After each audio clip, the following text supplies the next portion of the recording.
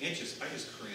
I think, wow, how can you be that, talk that way? It's just, it hurts me. It saddens me. I like to step in, but I don't feel I have the authority. Of course, it's abusive, but I think especially with a child, how it's going to affect the relationship down the road. But they're only thinking in that moment.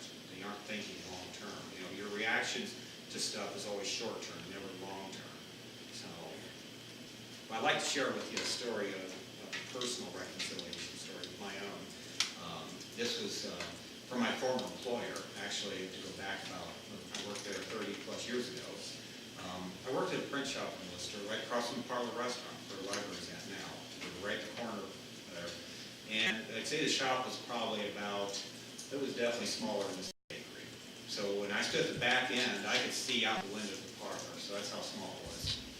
And I was the only full-time employee there. I was there for a little shy of 10 years.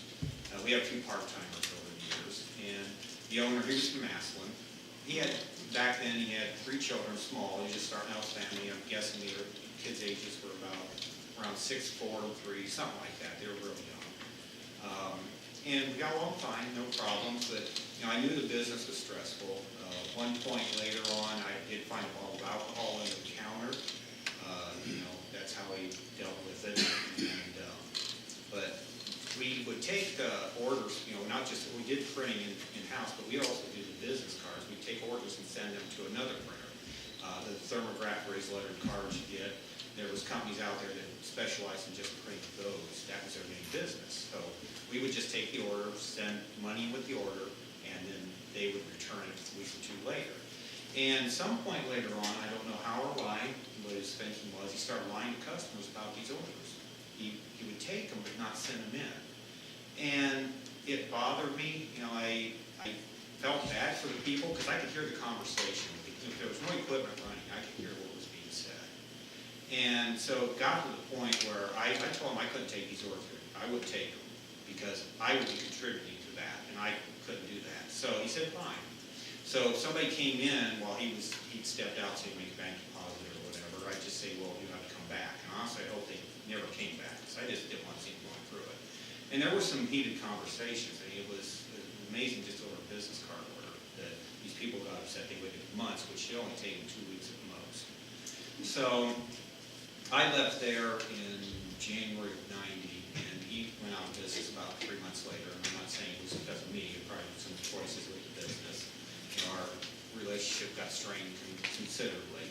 And I had some issues with the relationship there for a while, but it took time.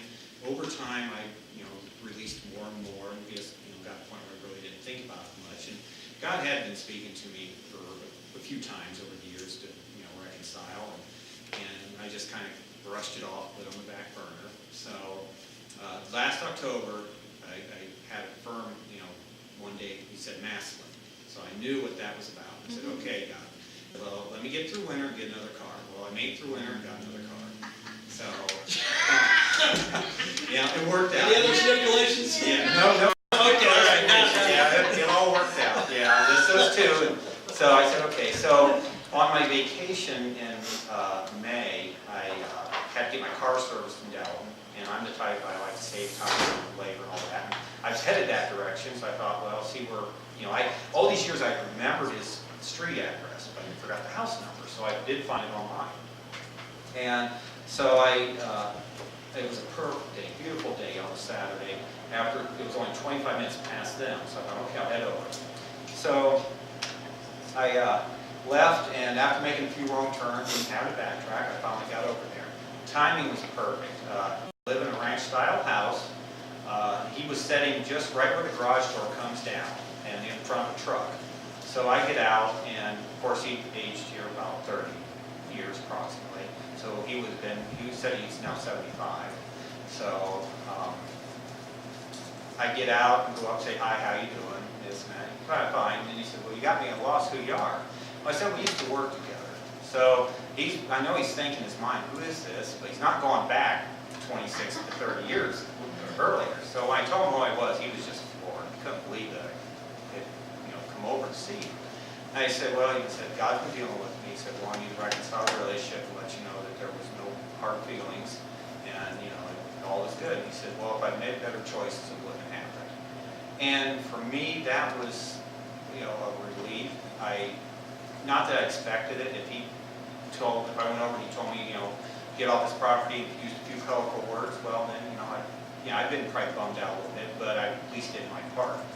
So, it was good because too, in my life with relationships, when I have tried to speak my side, I've put my place, like I mentioned earlier, but when I've tried to hold people accountable for their actions, I've been quickly put in my place. You know, they've held me accountable to the level they feel is necessary, but when I've tried it or done it, I've been put in my place. So to hear that coming back to me was nice. You know, someone was accountable. You know, and it was good. So his wife was around back in the backyard doing her gardening, kind of like Keith, you know, green thumb. Enjoys all that green thumb stuff, which is good. So she come around the corner and he asked if she knew who I was. She said no, and she found out. She just couldn't believe it. So I gave her a hug, you know. So we went inside, talked for about an hour or two, and when I left, I got their phone number, and they told me not to be a stranger. So that, you know, it was very good. It was really neat to reconcile that, to see that come to fruition. And so I plan on going back at some point. So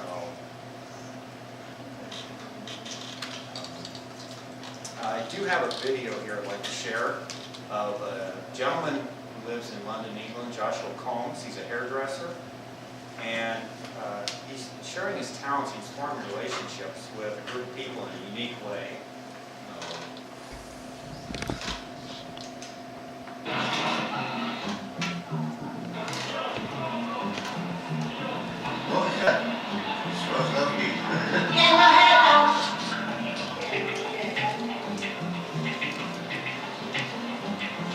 This isn't going to completely change your life right now, but it's just provided an empathy that you should, I think.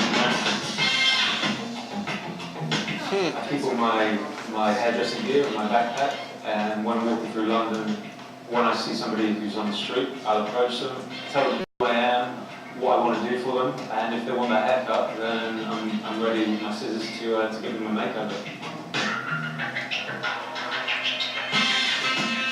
So I reckon that is going to get rid of all of those ends. Yeah, that's what I was thinking. We don't get many people like that to help us at all.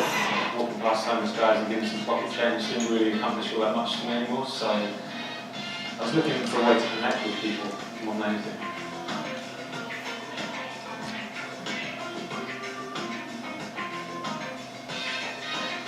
Using social media as a powerful thing to try and broadcast this to inspire others. You know, I don't think that's a bad thing to admit to. Like, it's all about inspiring people. I take inspiration from a lot of people, but I also want to inspire others to do good things.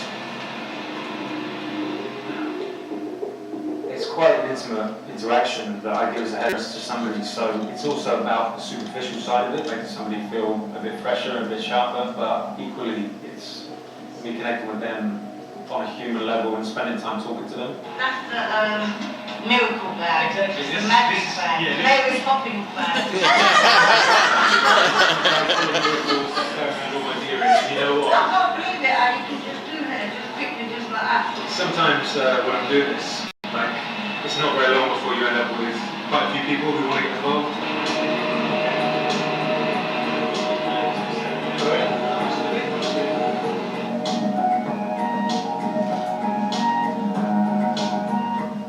As I've been cutting years and being homeless and that, you don't always have the money to get your hair cut.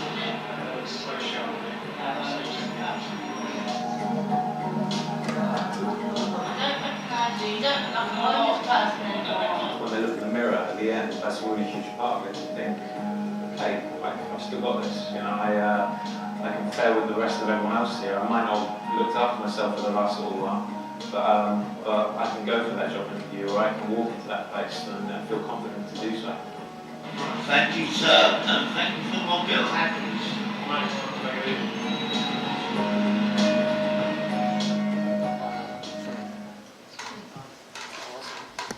That really, you know, inspires me, you know, seeing him give of his talents and time.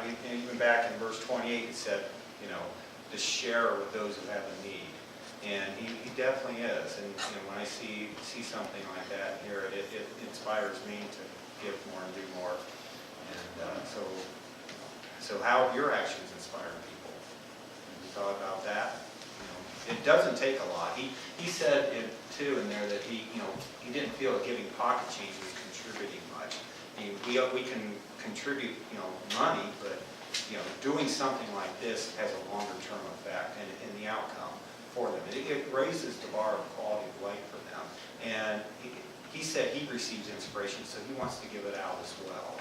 So in relationships, it's about receiving, but it's also about giving back out in different ways. And he receives a lot, he gets a lot of inspiration, so he wants to give away some as well. And that's really, I like that a lot.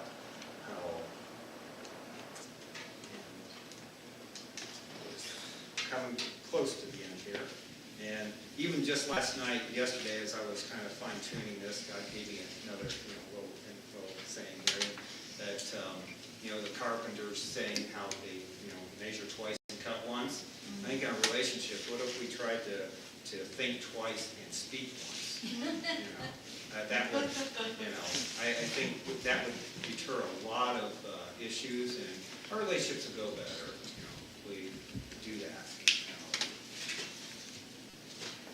So overall, I mean, I guess what I see, from this, over the years, not having a father, experiencing death at a young age, life is too short.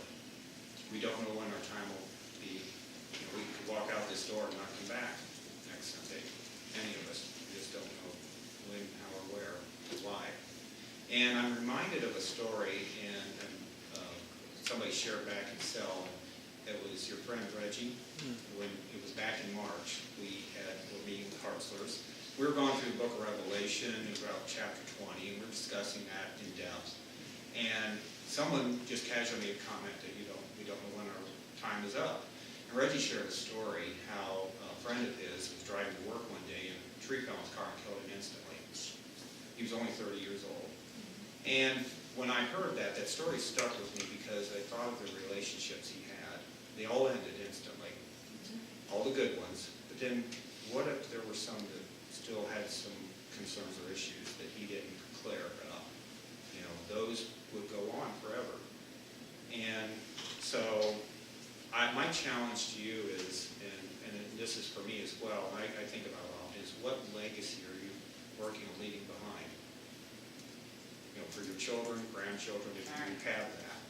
Because you have the opportunity, the power, the choices to make now, to make that difference. Right. For my children, for my son Richard, my daughter Jackie, when I'm gone, I want people to speak well of me. Granted, probably be few that won't. You can't please everybody. But if you make the effort now, it's going to make their life easier. Because the last thing I want them to be hearing when they hear my name is responding in defense mode. They're being afraid of being attacked. That's not fair to them. So we have the options, we have the choices, we have the power to do that now through God and to live the right life that will endure. So when people speak of our name, they can learn and be inspired as well. So one more thing to share before we pray. And again, God spoke to me about this. I know when we met, I didn't share this with you because I wanted to be surprised.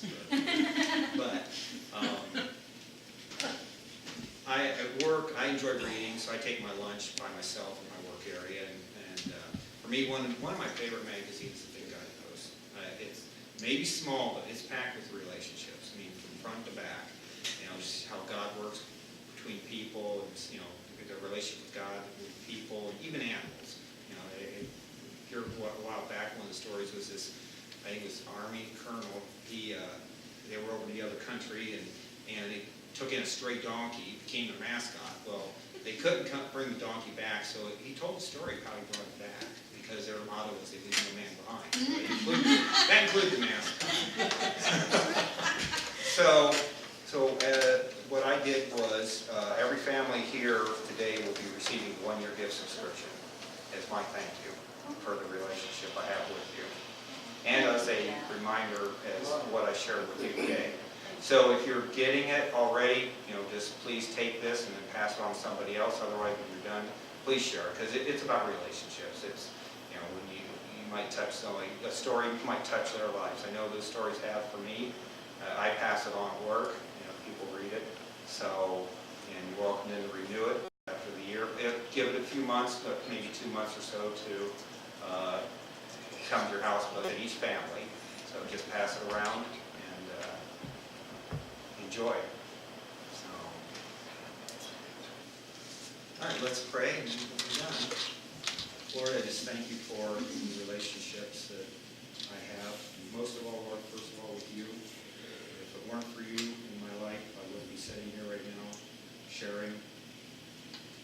And Lord, I just also thank you for the relationship with my children, my son Richard and Jackie. Continue to show me, Lord, how to be a better father to them. Even though they're adults, they still need a father in their life.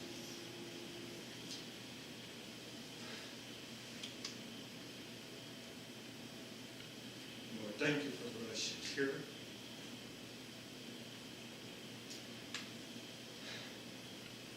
Continue to show me how to lift them up. Thank them for lifting me up, being encouragement, giving me guidance, showing a heart that you have as well. And I just pray for their relationships.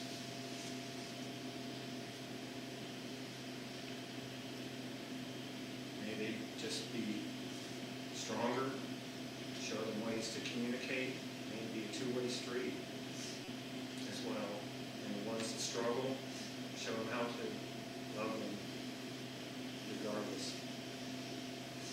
And Lord, I just pray that these Guidepost magazines will just touch lives, may a story stand out, may inspire, may encourage, and even this video